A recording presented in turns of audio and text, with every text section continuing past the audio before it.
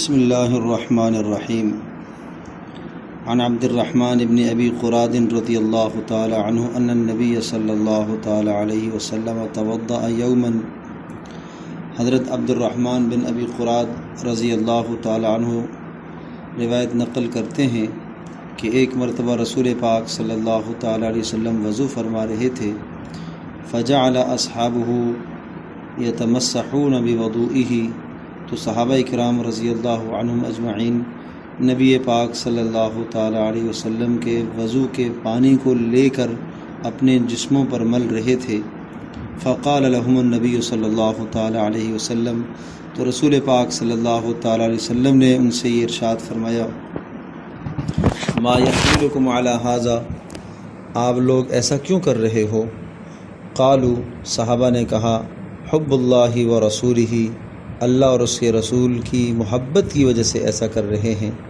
تو رسول پاک صلی اللہ تعالی علیہ وسلم نے ارشاد فرمایا، من سرہ ان یحب اللہ و رسولہ او یحبہ اللہ و رسولہ، جو آدمی یہ چاہتا ہو کہ وہ اللہ اور اس کے رسول سے محبت کرے یا اللہ اور اس کا رسول اس سے محبت کرے، فلیصدق حدیثہ اذا حدث، جب وہ بات کرے تو سچ بولے، ولیؤدی امانتہ اذا اؤتمن، اور جب اس کے سپرد کوئی امانت کی جائے تو اس کو ٹھیک ٹھیک ادا کرے، اس میں خیانت نہ کرے، ولیحسن جوار من جاورہ، اور اپنے پڑوسی کے ساتھ اچھا برتاؤ کرے۔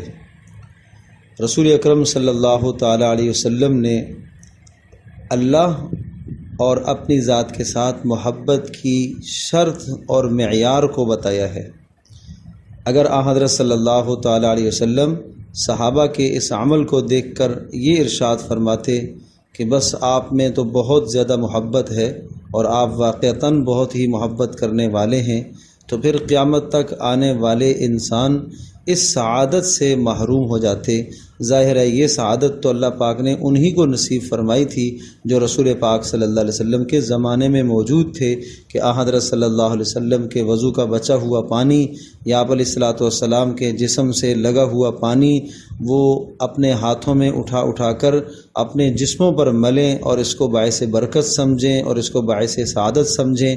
یہ سعادت تو انہی لوگوں کے لیے ہے، صحابہ کرام رضی اللہ عنہم اجمعین ہی کے لیے ہے۔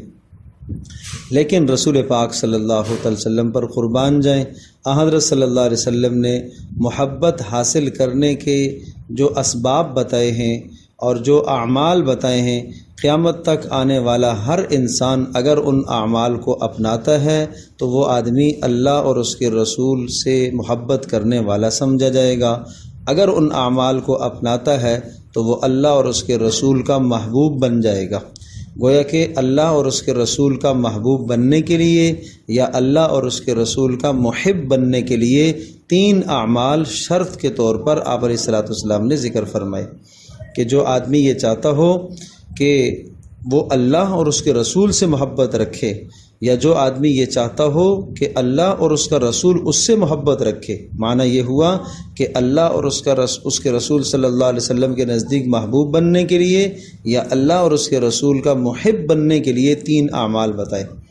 نمبر 1، آپ نے ارشاد فرمایا، فلیصدق حدیثہ اذا حدث، بات میں ہمیشہ سچائی اختیار کرے۔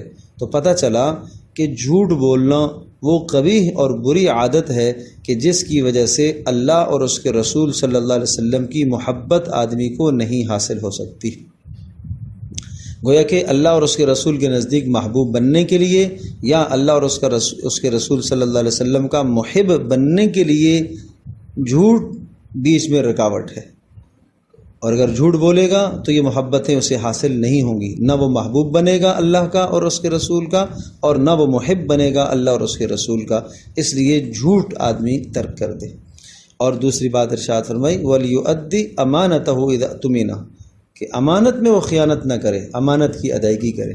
تو پتہ چلا کہ امانت میں خیانت بھی وہ قبیح جرم ہے کہ جس کی وجہ سے انسان اللہ اور اس کے رسول کا محبوب نہیں بن سکتا۔ محبت کے لیے رکاوٹ ہے، اور ظاہر ہے اللہ اور اس کے رسول کے محبوب بننا، ان کے یہاں محبوب بننا، یہ انسان کے ایمان کا تقاضا ہے۔ تو امانت میں آدمی خیانت نہ کرے، کسی نے آپ کے پاس کوئی چیز رکھوائی ہے بطور امانت، یہ امانت ہے، اس کی پاسداری کرے۔ کسی سے آپ نے کوئی عاریتاً چیز مانگ کر استعمال کے لیے لی ہے، کوئی برتن ہے، کوئی اور چیز ہے، یہ آپ کے پاس امانت ہے، اس میں خیانت نہ کی جائے، اس کو واپس کیا جائے۔ کسی نے آپ سے مشورہ پوچھا ہے، یہ امانت ہے۔ کسی کا راز آپ کے پاس ہے، وہ امانت ہے، اس کی پاسداری کی جائے، امانتوں کا خیال رکھا جائے۔ اور تیسری بات رسول پاک صلی اللہ علیہ وسلم نے ارشاد فرمائی، وَلْيُحْسِنْ جَارَهُ وَلْيُحْسِنْ جَارَ مَنْ جَاوَرَهُ، اپنے پڑوسی کے ساتھ حسن سلوک کرے۔ پڑوسی کے ساتھ حسن سلوک کرنا انتہائی اکرام اور رعایت والا رویہ اپنے پڑوسی کے ساتھ رکھے۔ اس لیے رسول پاک صلی اللہ علیہ وسلم نے ارشاد فرمایا کہ مسلسل جبریل علیہ السلام پڑوسی کے معاملے میں مجھے وصیت کرتے رہے، یہاں تک کہ مجھے یہ خیال ہونے لگا کہ کہیں اس کو میراث میں نہ شریک کر دیا جائے۔ تو اس لیے پڑوسیوں کے ساتھ حسن سلوک کرتے رہنا چاہیے۔ اور پڑوسیوں کے معاملے میں حضرت صلی اللہ علیہ وسلم نے ایک حدیث میں یہ بھی بتایا ہے، پڑوسیوں کے حق یہ ہیں کہ اگر اس کے ہاں خوشی ہو تو خوشی میں شریک ہو جاؤ، مبارکباد دو۔ اس کے ہاں غم ہو جائے تو اس غم میں اس کے ساتھ غم میں شریک ہو جاؤ۔ اور اگر وہ آپ سے قرض مانگے تو اسے قرض دو۔ اس کے ہاں انتقال ہو جائے، جنازے میں جاؤ۔ وہ جب گھر سے غائب ہو، کہیں سفر پر ہو، تو اس کے گھر کی نگہداشت کرو، اس کے بیوی بچوں کا خیال رکھو، یہ پڑوسی کے حق ہیں۔ اور اپنے گھر کے سامنے دیوار کو ایسا اونچا نہ کرو کہ پڑوسی کی ہوا روکے، یہ پڑوسی کے حق بتائے۔ اپنی ہانڈی سے پڑوسی کو اذیت نہ دو۔ اگر تم اپنے گھر میں ایسی چیز بناتے ہو تو اس میں اپنے پڑوسی کا حصہ رکھو، اور اگر نہیں رکھ سکتے ہو تو آپ کی ہانڈی کی خوشبو باہر نہ جائے، یہ پڑوسی کے حق بتائے ہیں۔ تو گھر کے اندر بھی جو رہنے والے لوگ ہیں وہ بھی ایک دوسرے کے لیے پڑوسی ہیں۔ میاں بیوی آپس میں، بہن بھائی آپس میں، ایک گھر کے اندر جتنے لوگ رہنے والے ہیں، ہر آدمی اس بات کی کوشش کرے کہ اس سے دوسرے مسلمان کو اذیت نہ ہو، بہن بھائیوں کو ایک دوسرے سے اذیت نہ ہو، ماں باپ کو اذیت نہ ہو، اولادوں سے، اولادوں کی جانب سے والدین کی اذیت نہ ہو، اور والدین کی جانب سے بھی اولادوں کو اذیت نہ ہو۔ ایک گھر کے اندر رہنے والے، ایک ساتھ سفر کرنے والے، ایک ساتھ تعلیم حاصل کرنے والے، یہ سب ایک دوسرے کے پڑوسی ہیں۔ ان تمام کی رعایت رکھنا یہ اسلام کی بنیادی اصولوں میں سے ہے، اور رسول پاک صلی اللہ تعالی علیہ وسلم کی محبت اور اللہ کی محبت حاصل کرنے کے لیے پڑوسی کے ساتھ حسن سلوک ضروری ہے۔ جو آدمی اللہ اور اس کے رسول کا محبوب بننا چاہتا ہے، اسے چاہیے کہ ان 3 اعمال کی پابندی کرے۔ نمبر 1، اللہ اور اس کے رسول سے محبت کرنے کے لیے پہلی شرط کیا قرار دی کہ بات جب کرے تو سچ بولے۔ نمبر 2، امانت کی پاسداری کرے۔ اور نمبر 3، پڑوسی کے ساتھ حسن سلوک کرے۔ اللہ پاک عمل کرنا آسان فرمائے۔